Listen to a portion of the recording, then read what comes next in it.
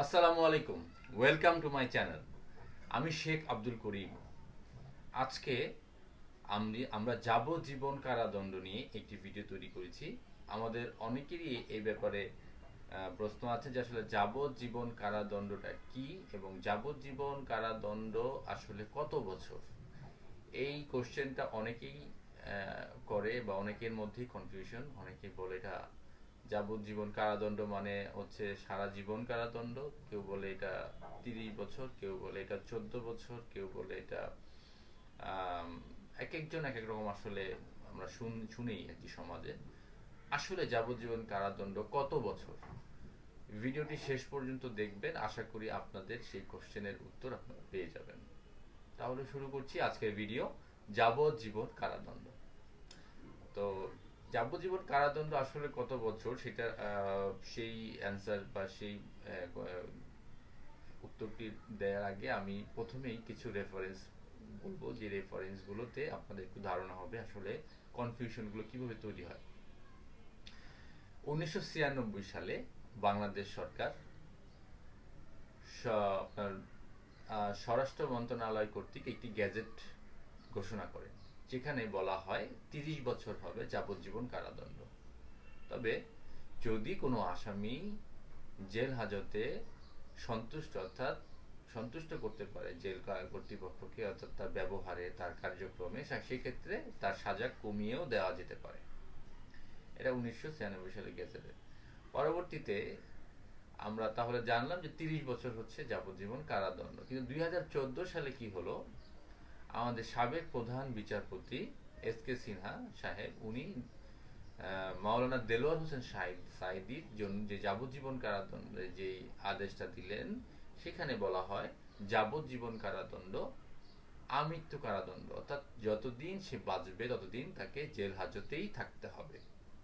তাহলে এখানে আবার বলা হচ্ছে যে আমৃত্যু কারাদণ্ড, অর্থাৎ তার মৃত্যুর আগ পর্যন্ত কারাদণ্ড। আবার 2017 সালে এস কে সিনহা সাহেব একটি জেল পরিদর্শনে যান। সেখানে গিয়ে ওয়াহিদুজ্জামান নামে একজন ব্যক্তিকে তিনি মুক্তি দেন। এই ওয়াহিদুজ্জামান ছিল যাবজ্জীবন কারাদণ্ড প্রাপ্ত একজন আসামি। তাহলে যাবজ্জীবন কারাদণ্ড যেহেতু আমৃত্যু কারাদণ্ড উনি দিয়েছিলেন, সেক্ষেত্রে কিন্তু আবার সে মুক্তি দিল মৃত্যুর আগেই। কনফিউশন তৈরি হচ্ছে। তারপর যদি বলি 2001 সালের একটি হত্যা মামলায় 2017 সালে এটার রায় দেওয়া হয়। 2017 সালে কি এটা রায় দেওয়া হয় যে 2001 সালে জামান হত্যা মামলার, সেখানে আবার বলা হয় যে যাবজ্জীবন কারাদণ্ড হচ্ছে আমৃত্যু কারাদণ্ড, তাকে আমৃত্যু কারাদণ্ড দেয়া হয়। আবার 2003 সালের একটি হত্যা মামলায়, যেখানে 2007 সালে তাকে মৃত্যুদণ্ড দেওয়া হয় এবং পরবর্তীতে উচ্চ আদালত 2017 সালে সেই সাজা কমিয়ে তাকে যাবজ্জীবন কারাদণ্ড দেওয়া হয় এবং সেখানে বলা হয় তাকে আমৃত্যু কারাদণ্ড, অর্থাৎ যাবজ্জীবন যেটা দেওয়া হয়েছে সেটা হচ্ছে আমৃত্যু কারাদণ্ড। তাহলে আমরা ম্যাক্সিমাম ক্ষেত্রে দেখছি যে আমৃত্যু কারাদণ্ডই হচ্ছে যাবজ্জীবন কারাদণ্ড। আর আমরা একটু পূর্বের দিকে যদি যাই, যে পূর্বের দিকে বলতে আমরা 1961 সালে যে ওয়েস্ট পাকিস্তান যে আমাদের আইনটা দিয়ে গিয়েছিল, সেই আইনে যাবজ্জীবন কারাদণ্ড হচ্ছে আমৃত্যু কারাদণ্ড। তাহলে কনফিউশন তৈরি হয় যে 30 বছর এবং হচ্ছে আমৃত্যু এর মধ্যে। তো আমি যেই আমার পড়াশোনা থেকে যতটুকু জেনেছি, আমাদের সম্মানিত শিক্ষকদের কাছ থেকে যতটুকু জেনেছি, সেটা হচ্ছে যাবজ্জীবন কারাদণ্ড হচ্ছে আমৃত্যু কারাদণ্ড, অর্থাৎ তাকে মৃত্যুর আগ পর্যন্ত তাকে কারাদণ্ড ভোগ করতে হবে। কিন্তু দেখা যাচ্ছে যে সেক্ষেত্রে গভর্নমেন্ট চাইলে, সরকার চাইলে সেই সাজা কোনো ক্ষেত্রে মওকুফ করতে পারে, তাকে মৃত্যুর আগেও তাকে খালাস দিতে পারে। একটি ব্যতিক্রম।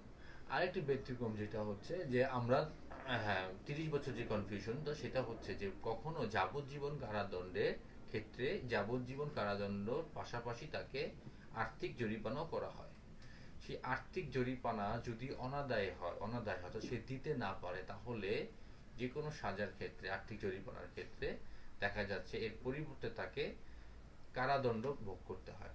একটা পরিমাণ, তো সেই কারাদণ্ড ভোগ করার জন্য যেই হিসাবটা, অর্থাৎ এত টাকা সে দিতে পারলো না, যে যে একটা অ্যামাউন্ট তাকে জরিমানা করা হলো, তার বিনিময়ে তাকে কত দিনের জন্য জেল হাজতে আরো অতিরিক্ত বাস করতে হবে বা কারাবাস করতে হবে, সেই হিসাবটা করার জন্য 30 বছর ধরা হয়। অর্থাৎ কারো মৃত্যু কত বছর হবে এটা তো কেউ বলতে পারে না, সেজন্য 30 বছরকে ধরে, এই 30 বছরকে ধরা হয় যে যাবজ্জীবন কারাদণ্ড মানে 30 বছর। এটা আর্থিক জরিমানার পরিমাপের ক্ষেত্রে, এই যেহেতু এই জরিমানা সে দিতে পারেনি, সেই ক্ষেত্রে তাকে 30 বছর হিসেবে যতটুকু তার কারাদণ্ড হবে, যত বছরের কারাদণ্ড, সেই কারাদণ্ড অতিরিক্ত তাকে ভোগ করতে হবে যদি সে জরিমানাটা না দিতে পারে। তো আমরা আসলে সামারি যেটা বুঝলাম, যে যেটা আমরা বুঝতে পারলাম যে আসলে আমৃত্যু কারাদণ্ড হচ্ছে, যাবজ্জীবন কারাদণ্ডই হচ্ছে আমৃত্যু কারাদণ্ড। সেক্ষেত্রে বিচারকগণ, সেক্ষেত্রে আমাদের সম্মানিত আদালত, সরকার মহোদয়, এরা চাইলে বিবেচনা করে অনেক ক্ষেত্রে সাজা মওকুফ করতে পারে। পাশাপাশি যদি যে যাবজ্জীবন কারাদণ্ডে যদি তাকে জরিমানা করা হয়, সেই জরিমানা অনাদায়ে যে জেল হয়, অতিরিক্ত যে যে কারাবাস করতে হয়, সেটা হিসাবের জন্য 30 বছর ধরা হয় যাবজ্জীবন কারাদণ্ড। তো আশা করি আপনারা বুঝতে পেরেছেন। যদি ভিডিওটি ভালো লেগে থাকে আমার চ্যানেলটি সাবস্ক্রাইব করবেন। পরবর্তী ভিডিও দেখার আমন্ত্রণ জানিয়ে শেষ করছি। আল্লাহ হাফেজ।